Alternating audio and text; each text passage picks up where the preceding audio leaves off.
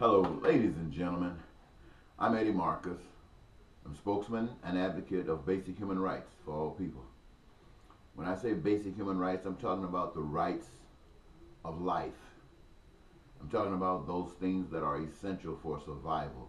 I'm an advocate for that. And I guess many of you know now that I've asked the people of the state of Minnesota to make me the next senator from the state of Minnesota. My campaign is a little unique from that I'm sure that most of you are familiar with. And yet I think it is so essential for the future, not just of Minnesota, but of this nation. And I have to stand here or sit here or go wherever I can to try to see if I can encourage you to have a different perspective, to look at life in a different kind of way, a way that you can play a part in making it better and not worse. This is what my campaign is all about, ladies and gentlemen, and I tell you, it's built on this principle. I'm one of those southern boys from Mississippi. My family are descendants of slaves. I spent a lot of my early life chopping cotton, picking cotton, and doing things that the slave people do. And yet I found that life was basically a good life because I found myself having fun every day, laughing and playing and eating whatever was there. As I grew older, I began to see a little difference in life because I was getting exposed to other people. And I found out there were some things happening that other people could share in life that we, myself, hoped for, dreamed of, but never got a chance to truly experience. And so I went to school and I found an outlet. And what I actually found out that in a world where it's dog eat dog, and that's really what it's all about, it's saying here it is, come and get it. And whoever is able to get it gets it, and whoever can't, well, you go on back. And so I found out that, hey, I could get it. But there was something that was unique about me, my friends. It was the way I was raised. I was raised by very old people who were more connected to slavery than I. And they had established a principle that led them to act a certain kind of way, and I found that it had been affected in me. You've heard the expression, bring up a child the way you want him to be, and he won't depart from it. Or if he will, he'll come back to it. So I found myself at that point kind of departing from it because I wanted the things of life just like you do. But I, in time, recognized that there was something all around me that wasn't right. And so I chose to put down the dog eat dog world and to focus on trying to see if I could do anything that was better for all of us. Now, while I had heard a lot of things, there was one image that stayed in my mind. It was about Dr. Martin Luther King Jr. Many of you have heard of Dr. King. Dr. King believed in certain things, but he didn't just stop there. He went and tried to make those things be. And so that has always been inside of me. I don't see many people like that. In fact, I've seen very few people like that. But that has always been in me. And so what has happened, ladies and gentlemen, over time is this. I know that I have a faith in God, a faith that I'm really surprised that most people don't have. Oh, they can talk about God, they have read scriptures, and they can recite those scriptures, and they've been taught, a lot of them. And I'm not judging them on the fact that they've been taught, but I'm judging them on the fact that the way they live. I have found that it is most difficult to have people to understand and respect one another. And that's basically what is essential as far as getting people to get on the right track. The right track is what I call having those basic human rights fulfilled. And so when I go and I think about that, I understand you, ladies and gentlemen. I want to say to you like this. Everything that I talk about in relationship to making this world a beautiful world is not predicated on Republicans and Democrats and what they have been able to do. It's not focused on what white men and black men and women can do, because everything I have seen has fell under the mark. No one has been able to rise to the occasion. And so, as a social scientist and just a person of, I guess, difference, I have decided that in my lifetime, the only truth that I could ever find was in a spirit. A spirit. Now, I know you can't see a spirit, you can't touch it, you can't feel it, but you can see the evidence thereof. And that spirit I have called God. That God spirit that I refer to you of have exercised a few miracles in my life.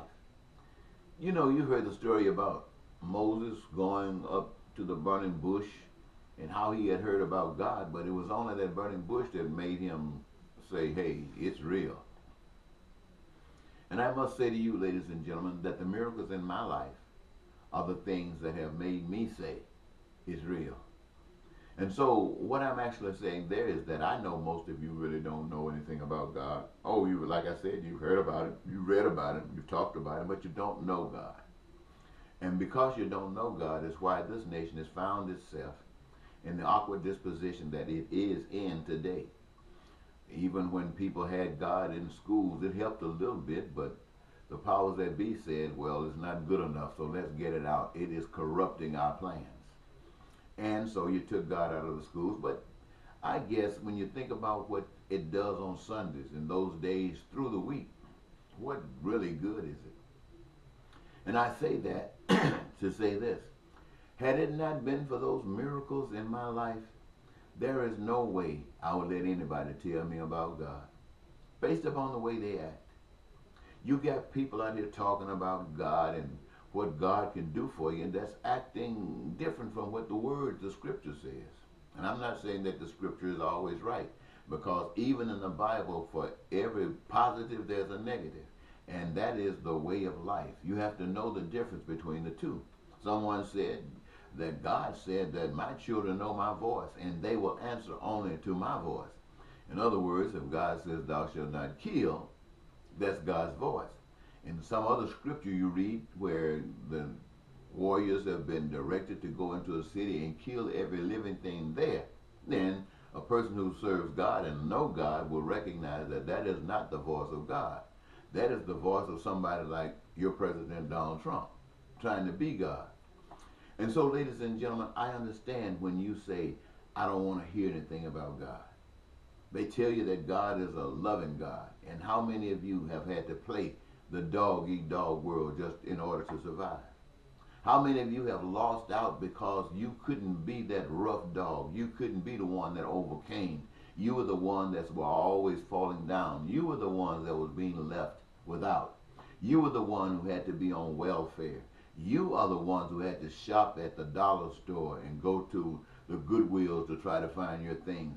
You are the ones who found yourselves having to sell your body, trying to get some of that, what this new replacement God is. You're the ones who have had to sell drugs and do all of these illicit things. You're the ones who've had to take whatever little ends you could get and save and try to play the lottery, hoping, that's how you keep your hope alive, that it will come through for you. But in reality, it hasn't.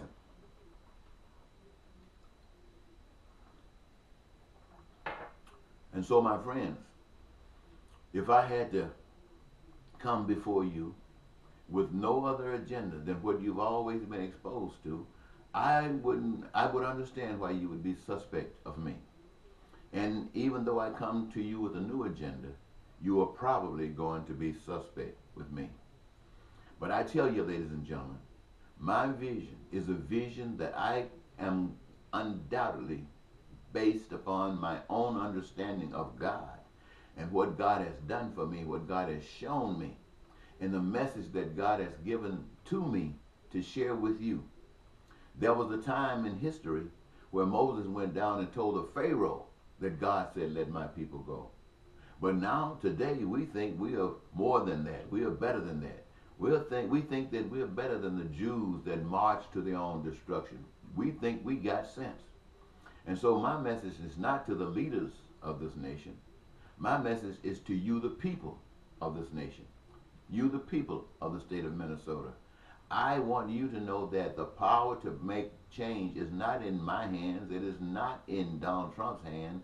It is in your hands. It is a gift. It is a power thing that God has given to you. So you don't have to blame the devil when people tell you that if you don't do right, that you're going to hell and burn forever. You don't have to listen to preachers who tell you that if you want something from God, give your tithes and offering, give $1,000 seed, and God is going to do this for you. You don't have to listen to that junk, because everything that is essential for your survival, everything that is essential for all of the things that human beings have been able to do in this life has already been given into this world, into this earth, whether it's above it, on it, in it, seen or unseen. There is nothing that you can need that this earth has not already been equipped with. And the only thing that is missing, that would have been missing, is you, the people who benefit from it. And every last one of you got a gift, a special gift. I realize that many of you got jobs you can't stand, you hate, but you do it for the money. But the gift that you have been given was given to you for a reason, for you to exercise in the creative process of all of these things. Now, God's system allows you to get into that field, that interest that you have. Now, in order to qualify you for that, if you don't just have it naturally, the schools have been given.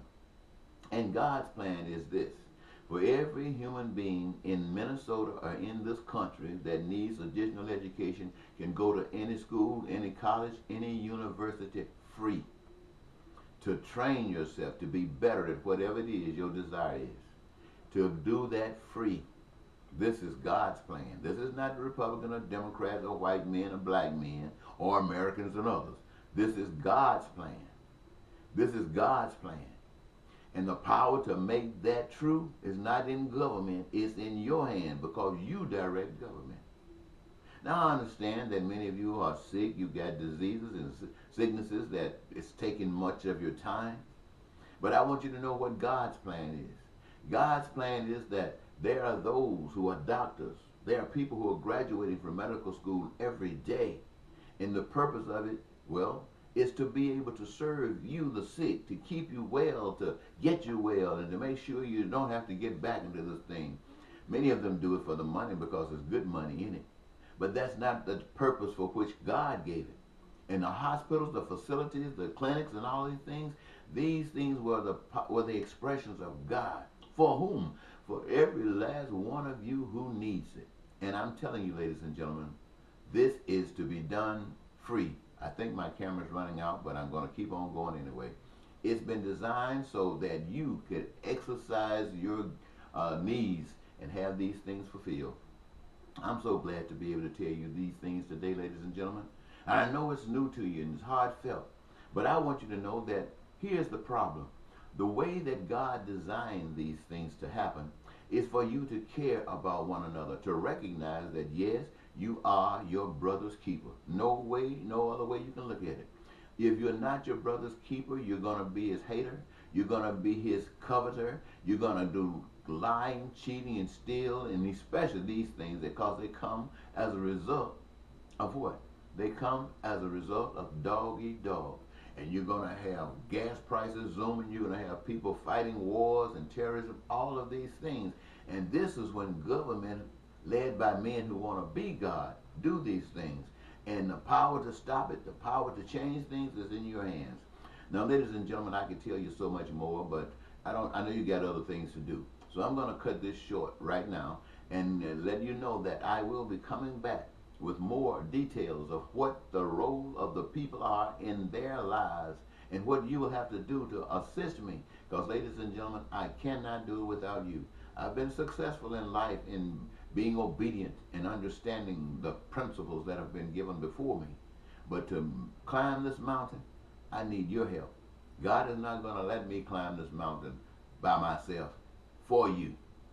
It's going to require that we do it together. And so I want to thank you so much for giving me this your time.